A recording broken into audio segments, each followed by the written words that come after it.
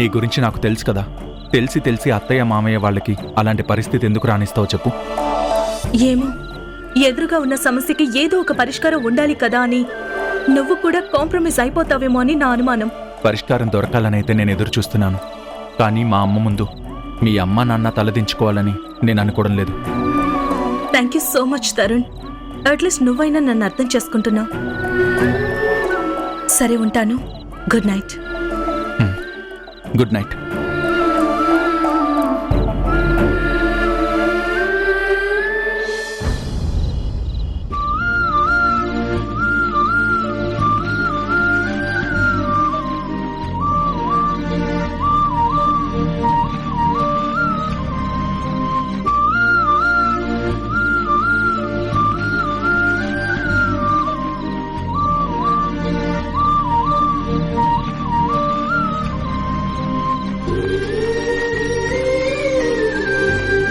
నా కొడుకుని ఒక విజేతగా చూద్దాం అనుకుంటున్నాను.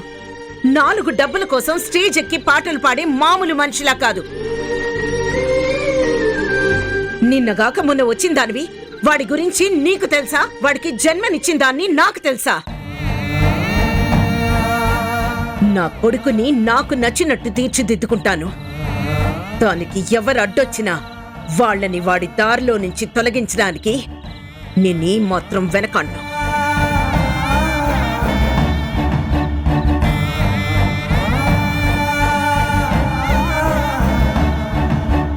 మనసులో బాధున్నా బరువుగా ఉన్నా ఆయన సంగీతంతో మొత్తం చెరిపేసుకోగలుగుతున్నారు. కానీ నాకు మాత్రం ఆ అదృష్టం లేదు. సంతోషమైన బాధైనా ఎవరితో పంచుకునే పరిస్థితి లేదు.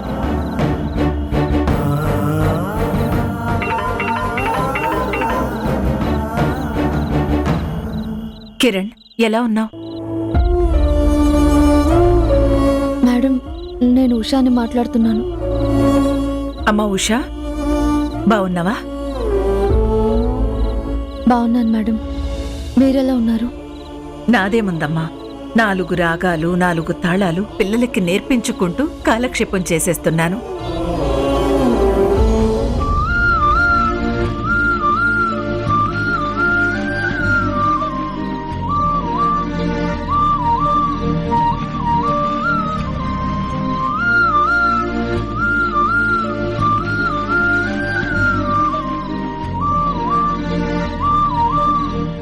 ఎంత వద్దన్నా వీడి దృష్టంతా సంగీతం పట్లనే ఉంది. వీణెలా మార్చాలో ఏంటో అర్థం కావడం లేదు.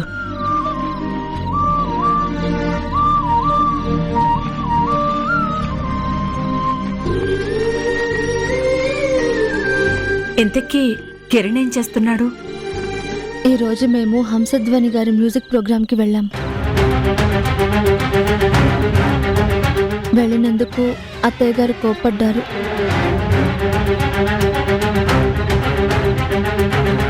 అందుకని ఆయన మూడేం బాలేదు. ఆయన బాధని ఆ సంగీతంతోనే ఓదార్చుకుంటున్నారు.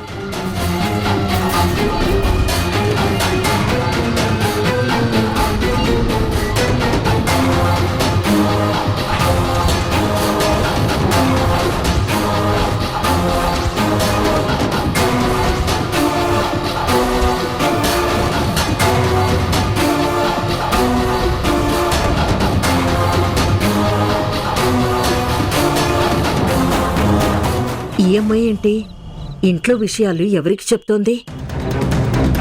ఇంటి పరువు ఎవరి దగ్గర తీస్తోంది? ఇంకెవరై ఉంటారులే. ఇలాంటి కోడళ్ళందరికీ అత్తగారి ఇంటి విషయాలు అమ్మగారింటికి మోయడం అలవాటే కదా. ఇప్పుడు కూడా వాళ్ళమ్మకి చెప్పుకొని ఇంటి పరువు తీస్తున్నట్టుంది. ఈ ఇంట్లో పరిస్థితులు గాడి తప్పుతున్నాయి. అందర్నీ దారిలో పెట్టాలి.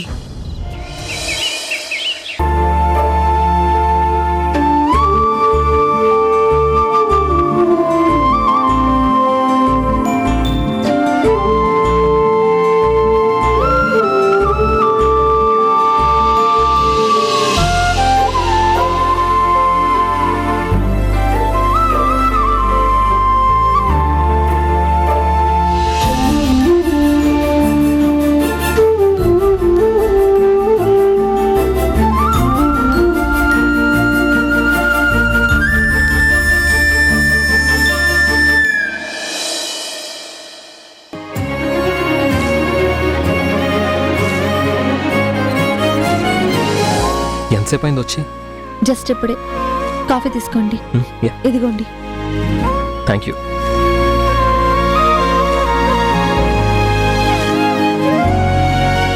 ఈరోజు మీ ఆనందం ఆకాశాన్ని తాకుతున్నట్టుంది. ఏంటి సంగతి? ఏమో ఉషా, ఎందుకో తెలీదు. ఇప్పటి వరకు నేను కోల్పోయిందేదో నాకు దొరుకుతున్నట్టు, నాకు దూరం అవుతున్నదేదో నాకు చేరువవుతున్నట్టు ఏదో మంచి feeling.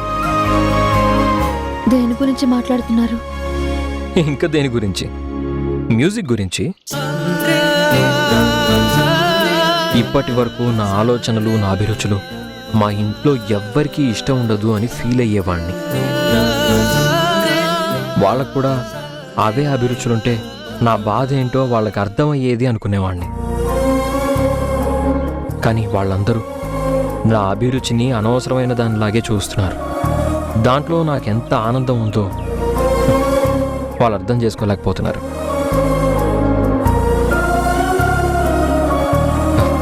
For the first time నా ఇంట్లో నాలాగే ఆలోచించే మనిషి ఒకరు దొరికారు. నాలాంటి అభిరుచులే ఉన్న వ్యక్తి ఇప్పుడు నా కళ్ళ ముందే ఉన్నారు. అది నువ్వే.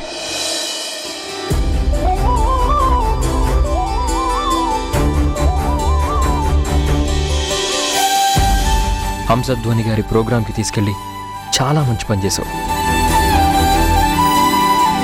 ఆయన్ని చూసినప్పటి నుంచి, ఆయన పాటలు విన్నప్పటి నుంచి నాలో ఎక్కడా లేని ఉత్సాహం వస్తోంది. ఎప్పుడూ లేని ఉద్వేగం మొదలవుతుంది. నాకు కూడా సంగీతంలో ఏదో సాధించాలి అనే తపన పెరుగుతోంది. నన్ను, నా అభిరుచిని, నా తాపత్రయాన్ని అర్థం చేసుకుని ఆ ప్రోగ్రాంకి తీసుకెళ్ళావు చూడు. నీకు ఎన్నిసార్లు థ్యాంక్స్ చెప్పినా తక్కువే. మిమ్మల్ని అర్థం చేసుకోవడం, మీ ఆలోచనల్ని గౌరవించడం, మీ అభిరుచులను ప్రోత్సహించడం, ఇవన్నీ మీ భార్యగా నా బాధ్యత. మీరు నాకు థ్యాంక్స్ చెప్పనవసరం లేదు. లేదు షా, ఇన్నాళ్ళు సంగీతం మీద నాకున్న ఇష్టాన్ని చూసి నన్ను ఎంకరేజ్ చేసేవాళ్లకంటే డిస్కరేజ్ చేసేవాళ్లే ఎక్కువ. కానీ నువ్వు నా ఇష్టాన్ని నీ ఇష్టంగా చేసుకున్నావు. నా ఆలోచనల్ని, అభిరుచుల్ని గౌరవిస్తున్నావు. అది నాకు బాగా నచ్చింది. Anyway, thanks a lot. సరే సరే, కాఫీ చల్లారిపోతుంది, తాగండి. యా.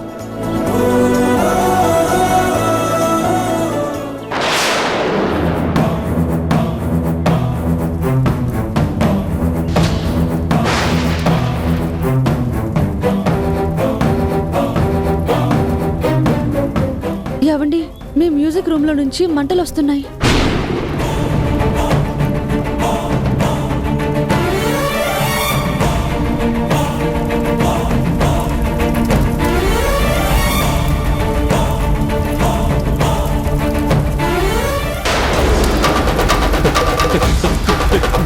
ఏవండి? Music music music instruments